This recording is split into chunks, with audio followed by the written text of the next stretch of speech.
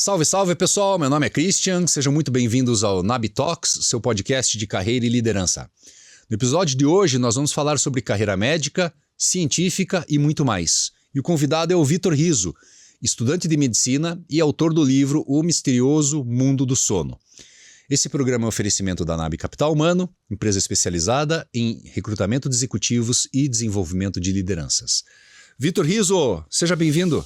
Muito obrigado, Christian. Obrigado pela oportunidade. Imagina, obrigado eu. Pessoal, Vitor é graduando em Medicina na Faculdade Evangélica Mackenzie do Paraná, onde se destacou como autor do livro O Misterioso Mundo do Sono e assumiu posições de liderança como diretor do Grupo de Estudos de Neurologia, GLIA, e vice-presidente da Liga Acadêmica de Neurologia, além de integrar a Academia Brasileira de Neurologia e ser bolsista do PIBIC. Rizzo completou diversas extensões universitárias em Neurologia e Nutrologia, ampliando seus conhecimentos na área. No campo profissional, Vitor participou de estágios significativos em instituições renomadas.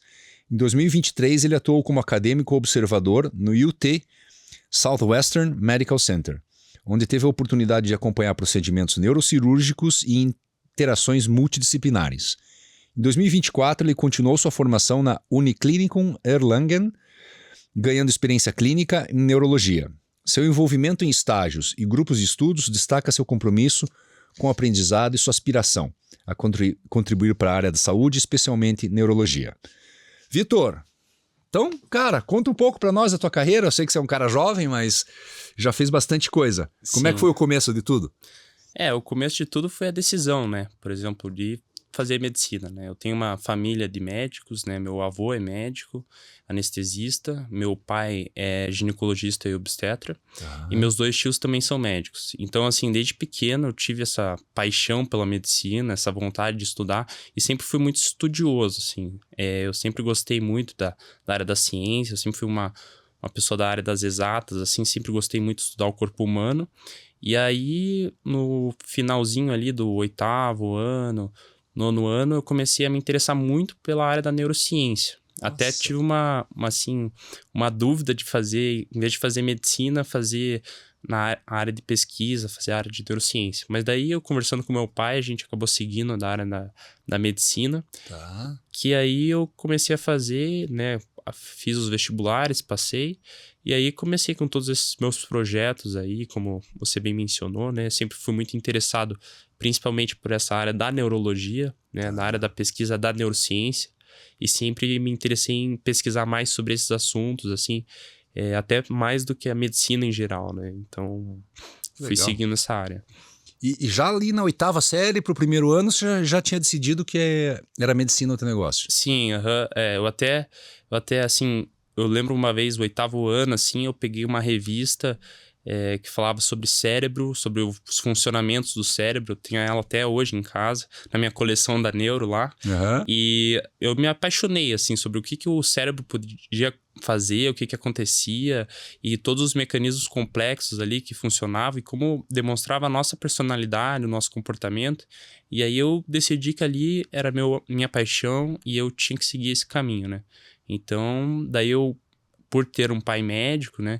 E eu gostava muito de cirurgia também. Tá. Acabei mudando um pouquinho isso. Então, meu intuito no começo era neurocirurgia, mas agora eu vi que eu sou uma pessoa um pouquinho mais alinhada para a área de pesquisa e eu gosto bastante de conversar também.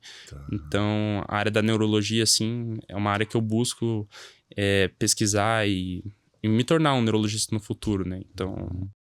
Que privilégio, né, Vitor? Porque normalmente não é assim, né? Os jovens vão pensar, ou pelo menos vão escolher, né, o curso que vão fazer na universidade já no 3º ano ali, né? Uhum. E medicina, né, todo mundo sabe, é um curso muito difícil, muito concorrido. Então, quanto antes você decide, acho que mais tempo para se preparar também para o vestibular você tem, né? Uhum. Você passou no teu primeiro vestibular? Passei.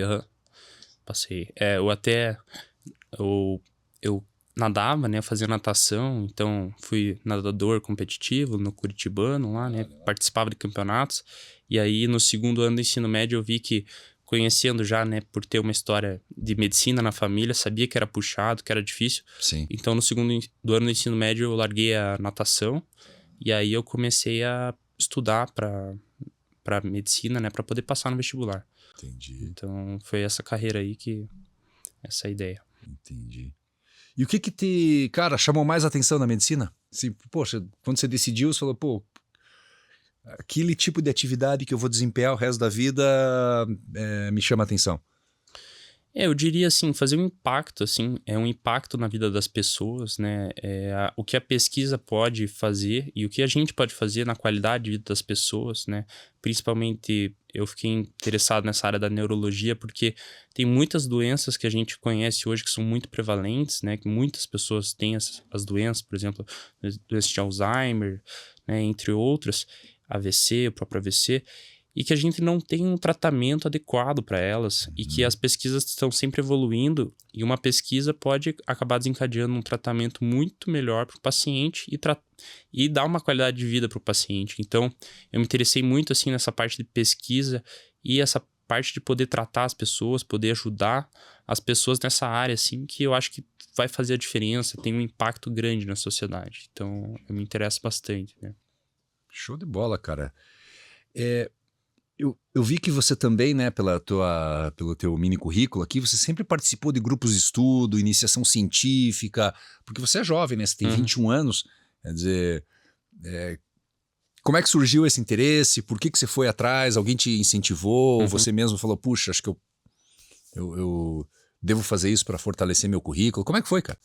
Na faculdade a gente tem, né, a graduação, né, com as nossas aulas, e a gente tem o que a gente chama de extensão universitária, né, o que, assim, a faculdade exige 200 horas, né, por exemplo, para mim, lá precisava de 400 horas complementares para cumprir. Durante o curso inteiro? Durante o curso inteiro, tá. Agora mudou um pouquinho, mas precisava de 400 horas para cumprir, então a gente podia assistir palestras, fazer grupos de estudo, participar de estágios, tudo isso ia ajudar para a gente conseguir essas horas. Mas também tem a questão do currículo, né, que a gente sabe que a graduação, a faculdade não é digamos assim, ela é o necessário, mas não é o todo, né, que vai fazer uma pessoa se destacar na carreira. Certo. Precisa fazer atividades complementares para poder se destacar. E aí, com isso, eu acabei buscando, principalmente nessa parte da neuro, né, atividades. Então, eu acabei criando um grupo de estudo no qual a gente fazia raciocínio neurológico, discutindo um pouquinho sobre os casos neurológicos que a gente via, né, e participei também da Liga de Neurologia, que também a gente consegue fazer plantões no nosso hospital. E também a gente tem aulas com os residentes e também a gente consegue fazer estudos científicos, né? Consegue fazer pesquisa, publicação de artigo e até mesmo a gente conseguiu, né? Por exemplo, o congresso que teve agora em Campinas de neurologia, a gente apresentou lá alguns trabalhos. Então, que legal. É uma oportunidade muito grande, assim, né? Eu até encorajo, né? Eu encorajo a maioria das pessoas que estão fazendo na área de medicina fazer essas extensões universitárias, que eu acho que atribui muito para o currículo, ajuda bastante e com certeza traz uma bagagem, assim, uma experiência muito boa, né? Claro, não, ainda mais que essa idade já está publicando artigos científicos, quer dizer, isso pode reverberar muito lá na frente ainda, né? Exatamente. Esse ano a gente publicou, eu e uma outra colega, junto com uma professora, a gente publicou um artigo de um relato de caso lá nos Estados Unidos, né, um artigo em inglês, e esse ano eu fico muito feliz, né, ter lançado meu livro também, e ainda estamos trabalhando ainda, né, com outros trabalhos, né, tem um outro projeto de iniciação científica em andamento, então tudo isso, assim, vai ocupando a mente e vai ajudando para trazer essa carreira, assim, e aumentar essa bagagem, né? Claro. E complementar a faculdade. Né? Conhecimento, Eu digo assim que a faculdade, ela é o necessário, mas ela não traz tudo, assim, para a carreira da pessoa. A gente tem que ir atrás, né? E às vezes tem assuntos que a gente não gosta, mas vale a pena testar. Faculdade acho que é o mínimo necessário. É o mínimo necessário, exatamente, né? Então, por exemplo, eu acho que a gente tem que testar outras áreas também, né? É uma oportunidade para a gente, por exemplo, que tem que decidir, né? Existem muitas decisões que a gente tem que fazer, por exemplo, em qual especialidade seguir, né? Eu acho que essas extensões universitárias ajudam muito para a gente poder ver, experimentar, né? Eu, por exemplo, participava de um estágio em cirurgia e acabei descobrindo que eu não queria fazer cirurgia durante o estágio. Mas eu não saberia se eu não tivesse feito o estágio. Então, eu acho que sempre sempre é válido essa complementação e apesar de alguns acharem que não vale a pena se você não gosta, né? Então...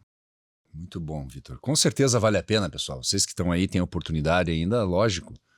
Quanto mais envolvido tiver nessas iniciativas, melhor, né? E, cara, essas tuas extensões aí no exterior, uma nos Estados Unidos, outra na Alemanha, como é que surgiu isso? Como é que você se organizou para fazer? Então, a dos Estados Unidos surgiu porque o meu irmão mora nos Estados Unidos, né? Ele trabalha lá, ele fez faculdade lá. E eu tinha o interesse de fazer residência no exterior, né? Residência nos Estados Unidos. E para isso, você precisa fazer umas provas que se chamam os STEPs, né? Tem o Step 1, o 2 e o 3, né? Então, são 3 steps. E para isso, além das notas que você precisa fazer, estudar, você precisa ter uma experiência no exterior. Você precisa, por exemplo, acumular cartas de chefes de serviço que te conheçam e possam, depois de você passar nos steps, te indicar para que você possa ser conhecido lá e não ser um estrangeiro desconhecido, né? Tá. E você possa entrar num centro de qualidade. Entendi. E daí eu fui fazer justamente para conhecer o serviço, para ver se eu gostava e tudo mais, né? Eu acabei desistindo dessa área, dessa ideia de ir para lá. E aí... Porque a neurologia, ela se divide, assim, hoje, né? Entre neurologia alemã, né? Que é o berço da neurologia, é muito tradicional. Tá. E a parte americana, que ela é mais, digamos assim, tem mais equipamento e muito mais sofisticado, assim, em questão de dinheiro, né? Tem mais equipamento pelo próprio Estados Unidos, assim, né? Pelo próprio país. Melhor. A infraestrutura, exatamente, os hospitais. Então, e eu sempre tive uma ideia também de ir para a Alemanha, né? Eu falo alemão, minha família fala alemão. E eu tive essa ideia também de ir para a Alemanha e esse ano eu apliquei para um estágio, né? O ano passado, então, o meu irmão que conseguiu o estágio para mim, ele acabou mandando um e-mail lá pro neurocirurgião lá que me acolheu, que até era um brasileiro. Puxa, olha só. Foi bem bacana. Eu agradeço muito ele. E foi uma experiência muito, muito proveitosa, assim. Sem dúvida. Né?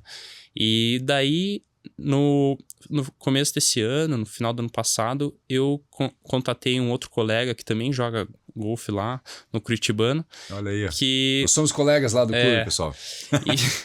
E aí, ele falou pra mim sobre a Alemanha e tudo mais, que ele tinha feito residência na Alemanha. E aí ele me ajudou, assim, falou os passos que eu deveria tomar. Então eu acabei pesquisando. Quem que é? É o Bendak, Dr. Bendak. Tá, Marcelo. Marcelo Bendak, urologista. Muito bacana. Um abraço pro Marcelo. Um abraço pro Marcelo. E então ele acabou conversando comigo e tudo mais. E eu acabei pesquisando quais seriam os melhores centros de neurologia na Alemanha. Então eu peguei os top 10, assim, da Alemanha e acabei mandando e-mail para todo mundo, assim. Foi aplicando. Aplicando e um me recebeu, né? E Maravilha. me aceitou, que foi o de Erlangen, que é uma cidade na Bavária, do lado de Nuremberg, né? Perto de Munique ali. E acabei indo para lá em julho desse ano e fiquei 35 dias acompanhando todo o serviço, passando na UTI, na enfermaria, no pronto-socorro. Foi uma baita experiência, né? E além de poder treinar o meu alemão, né? Então, foi bem bacana. E como é que foi esse negócio de línguas, cara? Você é jovem, né? Você fala inglês fluente também. Falo inglês fluente, Estudava desde cedo? Eu estudei inglês desde cedo, né? Até acabei fazendo algumas viagens para os Estados Unidos e quando eu voltei, acabei fazendo um teste de nivelamento que aumentou bastante o meu nível de inglês, assim, daí deu uma agilizada, né? E aí, terminando o inglês, foi lá no 9º ano do colégio, né? Eu acabei no 1º ano, falei pra minha mãe, né, e meus pais, que eu queria falar alemão, porque a minha ideia, eu já tinha essa ideia, assim, no colégio de querer fazer uma neurologia, uma neurocirurgia na Alemanha, assim, eu queria ter essa experiência no exterior. Então, eu comecei a estudar alemão já no 1º ano do ensino médio pra poder... Caramba, no 9º ano você já tinha se formado em inglês? Porra, Vitor, que show, hein, cara? Foi bem rápido, assim. E aí uma coisa levou a outra, eu acabei aprendendo alemão, né? Então, assim, ainda tô num alemão quase terminando, né? Faltam uns 2 anos, digamos assim, né? Tô num intermediário, mas deu pra falar legal e deu pra treinar bastante, assim. Dá pra 35 dias, né? Foi uma baita experiência. Assim. O chefe não era brasileiro daí? Não, o chefe era alemão. E o mais interessante é que a gente conseguiu, porque o lançamento do meu livro foi no final de junho, e eu ia viajar em julho.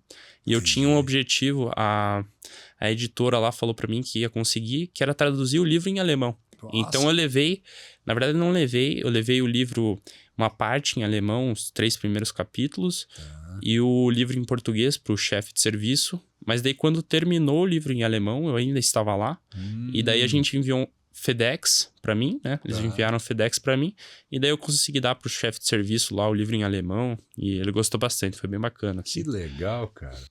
E, cara, eu imagino que o teu livro, vamos falar sobre isso agora, veio de pesquisas que você estava realizando quando participava desses grupos de estudo. Na verdade foi mais individual, assim, eu tive uma ideia, assim, eu sempre gostei muito de ler, quando eu era mais jovem, história em quadrinhos, né, e ler sobre neurociência, e eu quis juntar essas duas informações, né, eu achava que a história em quadrinhos do livro, assim, seria uma boa ideia para, por exemplo, explicar os mecanismos complexos do cérebro, né, e para uma pessoa leiga que não fosse da área da medicina, né, e aí eu acabei pesquisando temas e eu vi que o sono, né, que é o tema do meu livro, ele estava muito em pauta e eu acho que é um tema muito importante, assim, né? Todo mundo conhece ou até sofre de algum problema do sono, né? Eu mesmo, assim, fui uma pessoa que, quando era pequeno, dei muito trabalho para meus pais, porque eu não dormia. Então, assim, eu achei um tema muito interessante, assim, quando eu comecei a pesquisar, eu vi, assim, que dava para explorar, e falta na população geral uma divulgação e uma conscientização maior do tema, assim. A gente vê hoje, né, aquelas frases, trabalha enquanto os outros dormem, mas não é bem assim, né? Claro. A gente tem que maneirar e ter um sono de qualidade para ter um trabalho de qualidade. Né? A gente vê os atletas... Cara, aproveita aí e fala sobre o livro então, cara. Pesquisa, o que você descobriu, o que tem de insights legais aí, porque realmente o sono... todo mundo sabe o que é, mas percentual mínimo sabe, enfim, tecnicamente falando do que se trata, né? Pois é, então no meu livro, assim, o que eu quis abordar, até se você quiser dar uma olhada. Opa, obrigado. Aqui, ó, pessoal, ó. Amazon Books? Isso, tá na Amazon. Tem em formato Kindle também. Show. E, então, o que eu quis abordar no livro, né, era falar de forma, assim... científica, mais lúdica e divertida até, como que o sono funciona, então todos os mecanismos neurofisiológicos do sono, e abordar alguns assuntos importantes, por exemplo, como a cafeína funciona, como ela age no nosso organismo, por que a gente tem que tomar cuidado em tomar muita cafeína, né?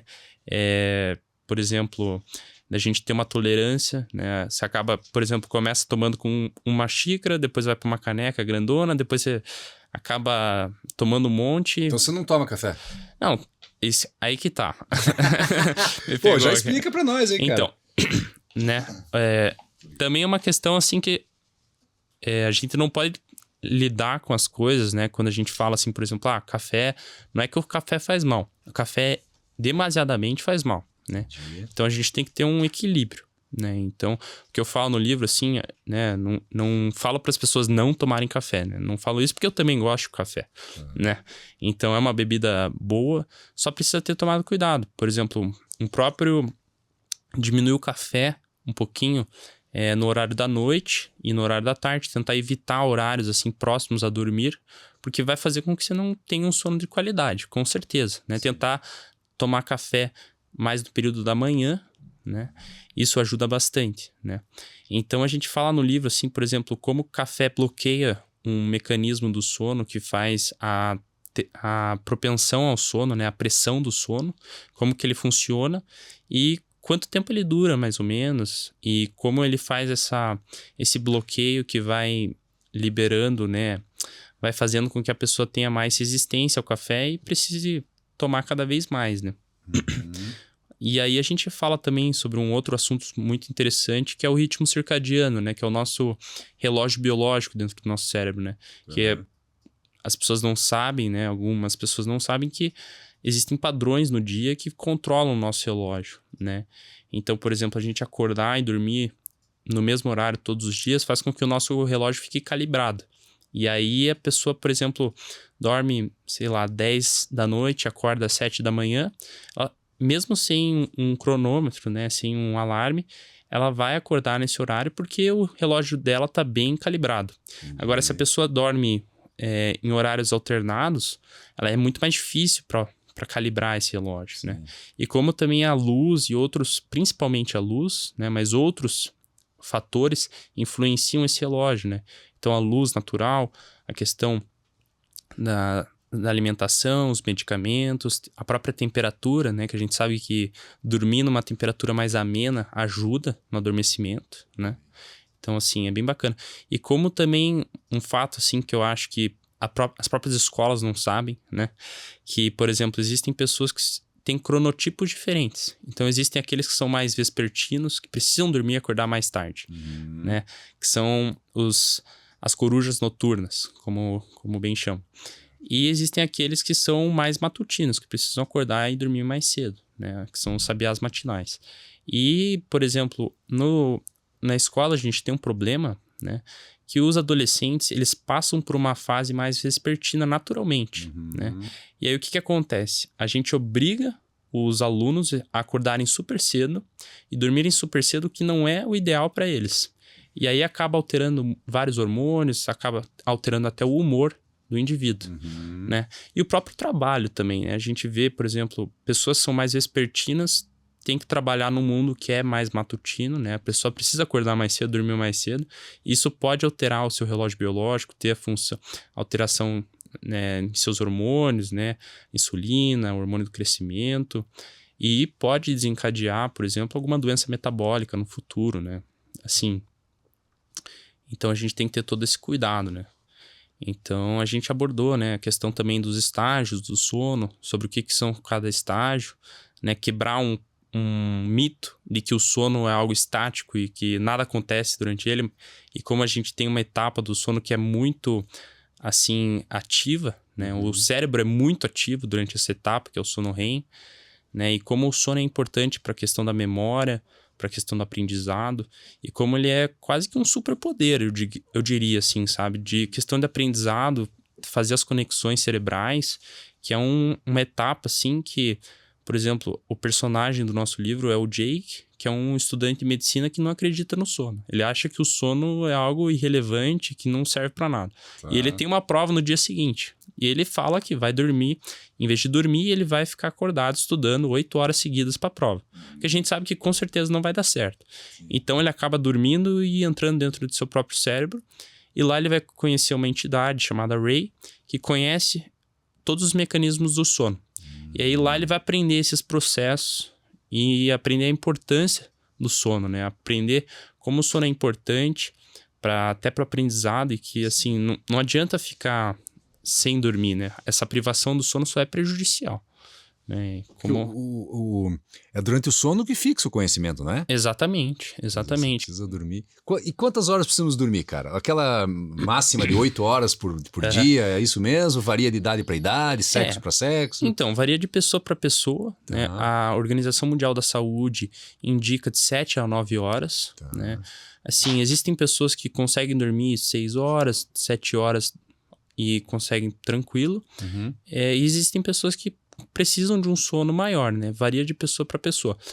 O que a gente sabe é que, por exemplo, quanto mais novo, maior quantidade de sono precisa. A gente vê, né? Você tem filha, né? Imagino que você tenha visto, né? Recém-nascido dorme, né? 16 horas, é bastante. E à medida que a gente envelhece, a gente vai precisando cada vez menos de sono. Então, assim, o sono vai ficando um pouquinho mais fragmentado até, né? Então, o sono, os idosos acabam acordando durante o sono e não tem um sono tão de qualidade, não tem tanta quantidade quanto os mais jovens. Certo. E a gente sabe, como você bem mencionou, né? No sono que acontece esse aprendizado, os adolescentes, os jovens precisam de um sono maior, uma quantidade de sono maior para reter esse conhecimento e ter esse aprendizado, né? Então... E o crescimento, como é que está relacionado ao crescimento das crianças, aproveitando o gancho? o número de horas ou a qualidade do sono? O crescimento físico, você diz. Físico. Uhum.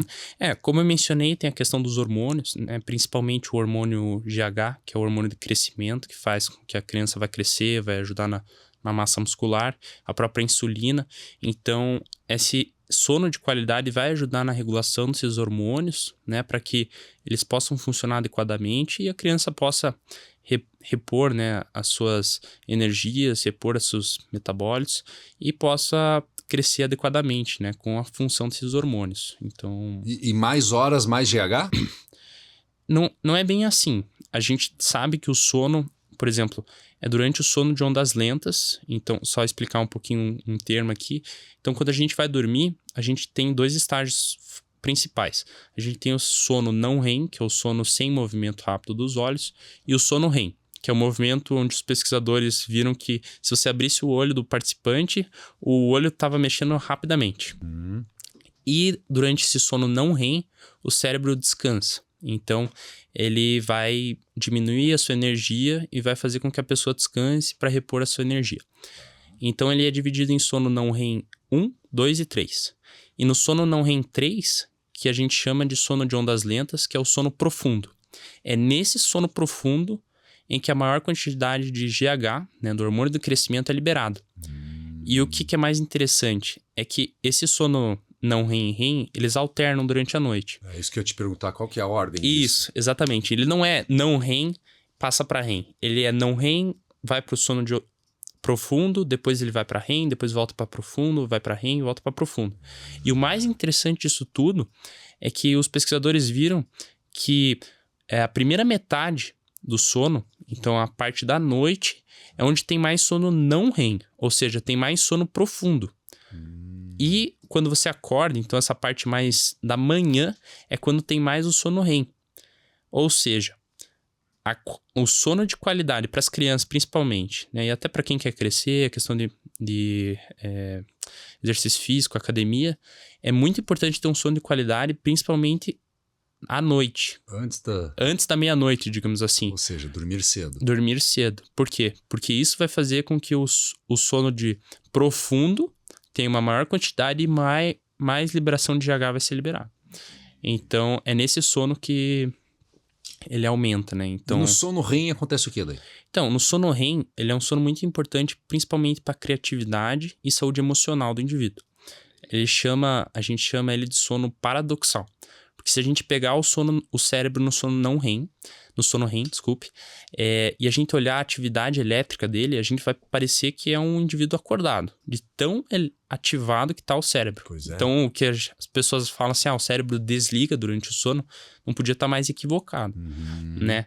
Então, é durante o sono REM onde tem todo esse processamento, né, essa atividade elétrica, que vai criar criatividade, por exemplo, fazendo conexões distantes do cérebro, né, informações distantes que podem criar uma ideia, né, uma teoria, e surgir quando a pessoa acordar, né, uma eureka, digamos assim. Momento eureka. Isso, exatamente. Então, e é principalmente nesse estágio, mas não somente nele, onde ocorrem os sonhos, né, que vai fazer essas conexões aí com as nossas emoções, com conexões da memória que a gente passou durante o dia, né. Então... Cara, legal esse teu gancho aí pros sonhos. Por que a gente não lembra da maioria dos nossos sonhos? Muito bem lembrado. Legal, bem bacana. Pelo menos eu não lembro. Existem vários fatores, né? Mas principalmente, assim, durante o sono, né, a gente aborda no livro, durante o sonho, existe uma parte que se chama sistema límbico no cérebro, que é a parte mais medial, digamos assim, e que está relacionada às emoções. Então é nele que vai estar mais ativado durante o sonho, né? Que vai estar trabalhando com as nossas emoções e as nossas memórias emotivas. Então, memórias, por exemplo, que são mais emotivas, por exemplo, memórias de traumas, elas vão ser mais trabalhadas durante o sonho. E durante o sonho também, enquanto essa área do cérebro está bem ativada, ligada às emoções, essa parte frontal aqui do cérebro, do córtex pré-frontal, que ele é, digamos assim, o nosso CEO do cérebro. A gente até desenhou ali um CEO no nosso livro. que ele vai, digamos assim, a parte do raciocínio, inteligência, memória, e faz as nossas tomadas de decisões, né? Então, por exemplo, você saber qual opção escolher e tudo mais, e reter as informações, ela vai estar desativada. Então, o sonho é o momento ideal para abrir essa oportunidade de coisas que são irracionais, né? Então, por exemplo, não sei se já passou por algum momento assim, mas existem sonhos que às vezes não são condizentes com a realidade. Sim, muitas vezes, né? Muitas vezes. Malucos até. Malucos, exatamente. Por quê? Porque esse córtex pré-frontal vai estar desativado, né? E essas memórias emocionais vão estar bem ativadas. E aí vai fazer com que essas conexões sejam ativadas e possa criar esses sonhos malucos, que nem a gente disse. E uma função, digamos assim, até terapêutica da gente não lembrar dos sonhos é de a gente não confundir o irracional com o racional. Justamente, por exemplo, a gente sonhar com algo que é muito maluco, né, muito ilógico, e a gente pensar que aquilo é uma memória nossa, né, que é uma memória real. Então, o cérebro também faz esse apagamento aí, porque também não vale a pena lembrar de algo que... E a gente sonha todos os dias? Sonha. Todos os dias? Todos os dias. E não só uma vez por noite. Só que como você bem mencionou, né? A gente sonha todos os dias, porém a gente não lembra dos nossos sonhos todos os dias. Então, existe essa questão, né? Então, e até uma outra curiosidade, se puxar o gancho aí, se perguntar, né? Por exemplo, cegos sonham também, com os próprios sentidos que eles têm, né? Então, mas a gente sonha todo dia, né? Com essas etapas aí que se alternam durante a noite. Só no sono REM, que ele é um sono paradoxal, que o cérebro está bem ativado, os sonhos são um pouco diferentes do sono não REM. O sono REM ele é mais ilógico, que nem a gente estava falando aqui, os sonhos irracionais. E no sono não REM ele é mais racional, é mais pensativo, é mais reflexivo, digamos assim. Então, é bem interessante. E por que às vezes a gente lembra do sonho? Isso assim não tem uma explicação tão grande. Pode ser, tipo, por não ter desativado, né, o cérebro, o córtex pré-frontal, mas não é algo patológico, assim, né? Às vezes, por exemplo, o próprio sonho pode ter sido uma memória tão emotiva, né, uma memória tão impactante, que faz com que a pessoa lembre. Por exemplo, pessoas que sofrem de transtorno de estresse pós-traumático, elas têm mais sonhos, né, pesadelos dos traumas que elas possuem. Vivenciaram. E até interessante um estudo que eu li que fala também essa questão de vício. Que a própria... né, a gente tem o Freud, né, que falava que os sonhos eram os nossos desejos, os nossos impulsos reprimidos. Né? E tem uma ideia por trás, porque quando a gente vai ver o cérebro durante o sonho, a gente vê também que uma outra parte do cérebro que está relacionado com a dopamina, que é o neurotransmissor da recompensa e motivação, ele está bem ativado. E o que os pesquisadores viram? Por exemplo, eles viram que em usuários, por exemplo, de cocaína ou outras drogas, e estavam em abstinência, então eles estavam um período sem usar a droga, eles perceberam que os sonhos deles, os relatos de sonhos, eram de usar a droga, ou seja, tinha esse impulso, essa vontade de usar que estava sendo reprimida, e a pessoa acabou sonhando. Mas não é algo assim tão simples de se explicar por uma própria teoria, né? É muito mais complexo do que isso. Mas a gente pode ver que existem alguns sonhos que representam as nossas paixões, as nossas emoções e principalmente os nossos impulsos e motivações, né? Por exemplo, você vai fazer uma entrevista de emprego, né? Você está ansioso para aquilo. Sim. E aí o sonho vai lá e trabalha esse processamento. E até mesmo o sonho ele tem um papel terapêutico, sabe? Para tratar principalmente esses traumas e também essa questão da ansiedade, né? E também até prever possíveis resultados que possam dar errado, né? Como eu mencionei, uma entrevista de emprego, né? Você sonha que esqueceu de levar o teu resumo na entrevista de emprego, né? Certo. E aí você, no outro dia, acaba lembrando de levar o teu resumo, né? Levar o teu currículo, né? Tá. Então, tem o sonho é algo muito complexo, assim, né? A gente até falou no livro ali que ele era muito complexo. Não existe uma explicação para isso, né? E principalmente que, como eu mencionei, a gente esquece a maioria dos nossos sonhos. E o que a gente tem são relatos. Então, a gente não consegue estudar tão palpável, assim, não é tão palpável estudar os sonhos. Sim, é difícil. É. E, cara, como é que faz para ter uma boa noite de sono? Eu diria, primeiramente, fazer a higiene do sono, que são hábitos que a gente faz durante o dia para ter uma qualidade de sono melhor. Olha aí, hein? Opa, Bem tô bacana. curioso, cara. Então, por exemplo, acordar... Já não acordar, Já você não tem um acordar, voo você louco, já, bicho. já tá começa. pensando em dormir depois de acordar. Exatamente. Pô, minhas filhas vão adorar isso. mas não é pensar em dormir. São só hábitos que a gente faz durante o acordar, né? Durante o nosso dia para que tenha um sono de qualidade. Certo. Então, como eu mencionei do relógio biológico e da questão da luz solar, uma técnica bem interessante é acordar e se expor à luz natural. Para que a luz do sol entre na nossa retina, vá lá para o nosso relógio biológico e ative o nosso cérebro. Entendi. Avisando, ó. Avisando. Acordou. E vai calibrar esse relógio, né? E um pouquinho antes de dormir, diminuir as luzes, diminuir o uso de eletrônicos, para que a melatonina é um hormônio da escuridão, que é o hormônio para ajudar... Ela ajuda a adormecer, né? Então, ela é o hormônio da escuridão e ela é liberada quando não tem luz. Então, você diminuir a luz artificial, né, durante a noite, faz com que você tenha uma propensão melhor aumentada ao sono e pode dormir com maior agilidade, né? Como eu mencionei também o café, diminuir bebidas cafeinadas, né, e energéticas antes de dormir. A própria prática de exercício físico ajuda bastante, né? A questão da temperatura, manter uma temperatura adequada, um pouco antes de dormir, temperaturas mais amenas, né? Então, existem vários fatores assim que dá para utilizar e não tomar medicamento, né? Para ter uma qualidade de sono melhor. Então, Interessante. esses são alguns. E a assim. melatonina, cara? Esse negócio nos Estados Unidos, você sabe, né? Vende em qualquer esquina, vende na padaria, se for o caso, todo mundo compra e se viaja, os caras te pedem, é 1 grama, de repente é 2, 3, sei lá quantos que estão tomando. Funciona mesmo, cara?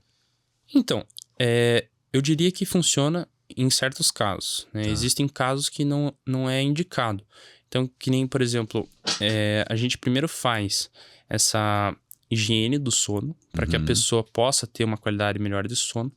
Se ela não tiver uma qualidade de sono adequada, aí a gente pode entrar com medicamentos. A melatonina é, digamos assim, a mais receitada, né? Até ela não precisa de prescrição, né? Acaba comprando por conta própria. Como se fosse um suplemento, né? Um suplemento, exatamente. Mas como eu mencionei, a melatonina ela é liberada naturalmente. Então, ela é endógena. Então, a própria diminuição da luz antes de dormir já faz com que a melatonina aumente. Então, você usar melatonina e utilizar ainda televisão e meios artificiais, luzes artificiais antes de dormir, digamos assim, é um contrabalanço, né? A gente acaba ajudando com a melatonina, mas também piorando com essa questão das luzes artificiais. Então, existe para cada caso. O que eu li, eu li num livro lá do pesquisador Matthew Walker, que escreveu um livro bem bacana sobre sono. Ele fala que a melatonina, ele acredita que a melatonina é muito importante, pode ser usada em casos de jet lag. Por exemplo, se você vai para um horário, né, para uma localização onde tem, por exemplo, 5 horas de fuso horário, e a tua melatonina não vai estar ajustada para esse fuso horário no primeiro dia, por exemplo. Vai demorar um pouquinho para se acostumar. Sim. E nesses casos seria bem interessante você tomar essa melatonina para ajudar o adormecer mais rápido. Porque, por exemplo, se você vai para o leste, né, que o dia, digamos assim, já passou, você perdeu essas 5 horas, você já tem que dormir, o teu cérebro não sabe que você precisa dormir. Então, essa melatonina já vai ajudar nesses primeiros dias aí para o teu corpo poder se acostumar. Entendi. Então, mas que nem eu falei, né? É caso a caso e precisa primeiro fazer essa higiene do sono, depois uma busca de um profissional que saiba, né, sobre sono. Então... E a ansiedade, Vitor, você comentou, né? Ah, puxa, amanhã tem uma entrevista de emprego importante, aí você não dorme. A gente vê bastante a gente que joga golfe, né? O cara tá liderando um major, só que ele não é vamos dizer assim, não é um dos favoritos, ele naquela noite de sábado para domingo, o cara não dorme. Por que a ansiedade ela é inimiga do sono? A ansiedade faz com que o teu pensamento acaba acelerando, né? A gente acaba pensando nos possíveis resultados que podem acontecer, né? Numa entrevista de emprego, dar errado, no jogo, você errar uma tacada, né? E isso faz com que teu cérebro ative no momento em que ele devia diminuir a sua atividade para poder pegar no sono, né? E isso faz com que o teu cérebro, né, não consiga relaxar e poder pegar nesse sono profundo. E não só a ansiedade, né? Existem outras atividades, assim, que não são recomendadas fazer durante a noite. Por exemplo? Por exemplo, atividades muito ativas, né? Uma própria atividade física. Ir pra academia 10 da noite. Não tem como o cara dormir cedo, né? Exatamente. O corpo vai acelerar, né? Ele até vai ficar cansado, assim, mas, né? O corpo vai acelerar, ele vai ficar muito elétrico, né? Até para os jovens, assim, por exemplo, videogame, né? Não só a questão da luz artificial atrapalha, mas a própria questão da tensão ali do jogo e tudo mais, né? A gente fala que uma ideia bem interessante é você anotar preocupações para deixar para o dia seguinte, para você não é a hora ali você tomar essa decisão, né? Ficar refletindo. De ficar refletindo. A própria questão, né, quem é empresário, pensar, por exemplo, né, em pagamentos, em decisões que vai fazer, né, abrir uma outra empresa. Então, essas decisões não deveriam ser tomadas um pouquinho antes de dormir, né? Porque primeiro que o próprio cérebro já vai estar com as adenosinas, que a gente fala que é o que causa a pressão do sono e faz o teu cérebro diminuir a atividade. Vai estar bem acumulada, porque você já ficou o dia inteiro acordado. Então, você já não vai ter um discernimento tão adequado. E isso vai fazer só preocupação, vai agitar teu corpo, vai aumentar a frequência respiratória, a frequência cardíaca e vai ter dificuldade para dormir, né? Então, dá para tomar um chá, relaxar, né? E ler um livro, é uma boa ideia também. Pois é, isso que eu ia te falar. Ler livro à noite, dá sono ou tira o sono? Depende do livro, né? Se é um livro muito animador, assim, né? Que vai fazer com que você tenha adrenalina, que você queira ler mais, lógico, né? Ele pode atrapalhar. Mas, assim, a leitura é uma boa recomendação, assim, para poder diminuir a atividade. E a luz não interfere? Assim, tá no tentar abajur diminuir... de casa, vamos dizer. tentar diminuir a luz. O abajur, digamos assim, a luz natural, a luz de lâmpadas, ela não atrapalha tanto quanto a luz direta de celulares, assim, óbvio que seria mais adequado você diminuir mesmo a luz, né, de lâmpada, do abajur, mas se você não conseguir, a gente indica, por exemplo, tentar não ler um livro no Kindle, né, não ler um livro no celular, né, para não ter essa luz direta no olho, né, não ficar com essa luz direta. É isso que atrapalha, assim, né. Putz, e hoje em dia, eu não sei quantos por cento, mas qual é a pessoa que não vai com o celular pra cama, né? E não fica scrolling ali, Instagram, TikTok, exatamente. sabe Deus o quê. E é isso que era a minha próxima pergunta, cara. Nesses telefones mais modernos, ele diz ali que tem um night shift, né? Que a luz vai mudar para facilitar que você pegue no sono. É verdade isso? Existe mesmo? Sim, existe. Ela ajuda, né? O que a gente tem, por exemplo, a nossa luz do celular, se não me engano, ela é a luz azul, né? Ela atrapalha, ela faz com que o nosso ritmo circadiano atrase. Então, como eu mencionei, quanto mais luz você libera pro teu cérebro, mais ele vai achar que você tá ligado, né? E se você ficar com essa luz azul, vai fazer com que, em vez de você dormir, por exemplo, às 10 da noite, que você dormia naturalmente, você vai acabar tendo que dormir às 11. Então, ele vai atrasar um pouquinho, né? E essa luz laranja vai permitir com que não tenha tanta liberação, né? Então, ela ajuda, né? Mas, digamos assim, o ideal mesmo... Mas como eu mencionei, a gente não precisa lidar à risca, né? Sim. Por exemplo, não tomar café, não usar o celular. É só tudo em moderação, né? Tá. E ver o que você se adapta, ver a sua qualidade, para ver se está tendo qualidade de sono ou não. Isso é o que mais importa, né? Entendi. Mas no mundo ideal, não ver telas, sei lá, 1 hora antes de dormir? Meia Eu hora? diria 1 hora, tentar diminuir, né? Uhum. Como eu mencionei, para ter esse relógio biológico bem calibrado, né? Mas que nem eu falei, a gente tá no mundo digital, né? Sim, sempre conectado. Sempre conectado, né? As pessoas de 200 anos atrás não tinham isso que a gente tem hoje, né? Então, as coisas mudaram, né? E a gente vai se adaptando. Então, eu não diria que é uma regra, que nem eu falei, mas pode ajudar as pessoas que estão tendo, por exemplo, sofrendo de insônia, né? Então, é bem E interessante. para as pessoas que estão ansiosas, assim, cara, muitas vezes a ansiedade vem até de coisa boa, né? Uhum. Por exemplo, poxa, amanhã eu vou fazer uma viagem de férias Sim, de 3 semanas, mas o voo é 6 da manhã, por exemplo. Naquela noite anterior a pessoa também não dorme, né? sim. Como é que faz para gerir essa ansiedade, para, enfim, baixar a velocidade de operação do teu cérebro e poder descansar mesmo? Sim. Tem técnicas? Existem. Eu não estudei muito essa área específica da ansiedade, né? Mas o que eu tenho, assim, na minha carreira, assim, que eu aprendi, né, na medicina, é que a ansiedade está muito relacionada com a respiração, né? Então, a gente vê que quando a pessoa está ansiosa, ela aumenta a frequência respiratória, né? E vai, consequentemente, aumentar a frequência cardíaca e vai fazer com que a pessoa comece a hiperventilar e pensar demais. E a própria respiração, tentar se acalmar, né? Questão da meditação e relaxar ajuda, né? Em pacientes, né? Em pessoas, assim, que sofrem dessa ansiedade ocasional, né? Então, Entendi. eu recomendaria isso, assim, tentar relaxar, meditar E aquele conhecimento popular que diz que quando você está sem sono, você come uma folha de alface, toma uma lata de cerveja, toma um copo d'água. Existe algum fundo de verdade nisso? eu diria que não li em nenhum lugar sobre isso, assim, né? Que a gente sabe que, por exemplo, que nem eu falei do chá, né? O chá vai ter químicos, né? Calmantes, né? A própria camomila, né? Muita gente fala de maracujá também. Vai fazer você relaxar, né? Então, isso vai ajudar a trabalhar com essa ansiedade, que nem você tinha me comentado. Né?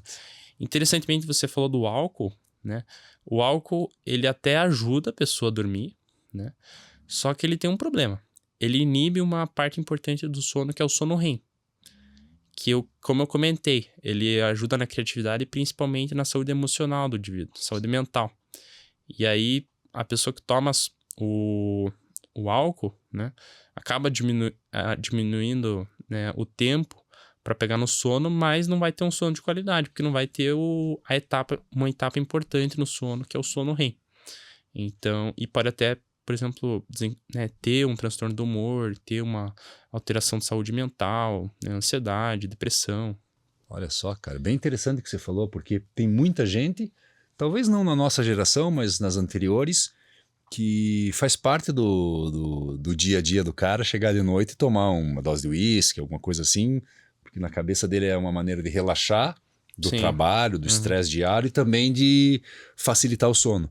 Mas na verdade, quer dizer, você vai dormir mais rápido, só que acaba prejudicando a qualidade do sono. Exatamente. E isso, acumulado ao longo do tempo, deve fazer mal, então. Claro, exatamente, né? Que nem eu falei, você precisa das duas etapas para ter um sono de qualidade, não é só uma, né? Cada uma tem sua função. Então, você não ter essa etapa importante do sono, que é o sono REM, né? Pode afetar, então, essa questão da saúde emocional, saúde mental e essa questão da criatividade, né? Para quem precisa dessa importante ferramenta, né? Muito bom, cara. Vitor, deixa umas sugestões aí para quem quer, os jovens aí que estão decidindo ainda o que fazer na carreira. Deixa umas dicas para eles se eles quiserem ser médicos, neurologistas. Bom, eu diria que primeiro tem que fazer algo que você tem paixão por aquilo, né? Eu tenho paixão naquilo que eu estudo, naquilo que eu faço, né? Você tem que achar essa paixão, essa vocação, né? Para quem quer fazer medicina, né, não tem outro jeito, tem que estudar, tem que passar no vestibular, né? Mas depois de passar por essa etapa difícil, que é o vestibular, né, que todo mundo passou, essa questão de buscar sempre coisas a mais para ajudar na carreira, tentar desenvolver outras ideias, né? A gente sabe que hoje a medicina aumentou o número de vagas, tem bastante faculdade de medicina no Brasil hoje, e para ser um profissional de destaque, você precisa cada vez mais fazer coisas diferentes, né? Então eu indicaria, assim, sempre buscar participar dessas extensões universitárias que eu comentei, que sempre agregam muito no currículo e agregam como pessoa, assim, você muitas vezes não vai lembrar de informações que você estudou na sala de aula, mas você vai lembrar de um paciente que você viu lá no hospital e aquilo nunca vai mexer com você e nunca se vai esquecer de como tratar, como diagnosticar aquele paciente, apesar de você ter tido 3 aulas sobre aquilo, né? Então, eu indicaria isso, assim, mas principalmente fazer porque ama, assim, porque gosta e, né, achar vocação nisso. Show de bola, cara. E para finalizar, cara, eu sempre pergunto ou peço, deixa uma sugestão de livros, podcast, o que você acha que vale a pena dividir com a gente? Sobre livros, eu indico 3, acho que são 3 livros, chama o Oráculo da Noite, que é um livro brasileiro, né, que fala sobre os sonhos, Olha né, aí, cara. para quem tem curiosidade. O livro do Matthew Walker, que eu comentei também, o Por que Dormimos, né? E tem um livro agora que me fugiu da memória, mas é sobre o ritmo circadiano também, bem interessante, que se não me engano é o relógio biológico, né? E filmes, para quem gosta dessa área médica, né? Tem um filme bem interessante de um neurocirurgião lá, que são Mãos Talentosas, né? É um filme bem interessante do primeiro neurocirurgião que fez a divisão de gêmeos que estavam grudados com a cabeça, né? Siameses que estavam grudados com a cabeça e deu certo, né? É um filme bem emocionante, assim, e você vê, né? História real? História real, é um norte-americano. E você vê, assim, essa importância da medicina, né? De você tratar o paciente e você ter essa vocação para isso, né? E por isso que a gente escolhe essa carreira, né? Exatamente. Muito legal. Vitor, foi um prazer receber você aqui. Obrigado. Papo super interessante. Vamos deixar o resto pro buraco 19 lá. Pessoal, assim chegamos ao final desse episódio do Nabitox. Se você gostou do conteúdo, curta, compartilhe e assine o canal. Se quiser falar sobre recrutamento de executivos e desenvolvimento de lideranças, entre em contato conosco. Muito obrigado e até o próximo Nabitox.